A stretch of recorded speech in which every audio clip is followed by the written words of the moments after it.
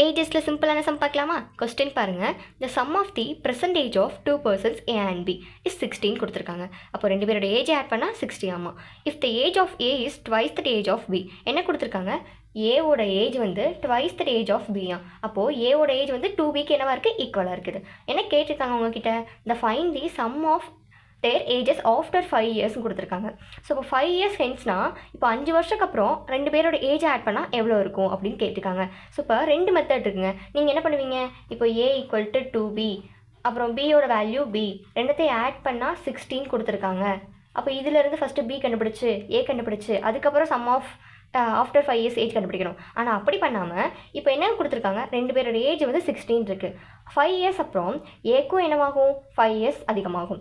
பிக்கும் என்னவாகும்? 5 இயர்ஸ் அதிகமாகும். அப்போது ஏக்கும் 5 இயர்ஸ் அதிகமாகுது, பிக்கும் 5 இயர்ஸ் அதிகமாகுதுன்னா ரெண்டு பேருக்கும் சேர்த்து எவ்வளோ இயர்ஸ் அதிகமாக இருக்கும்?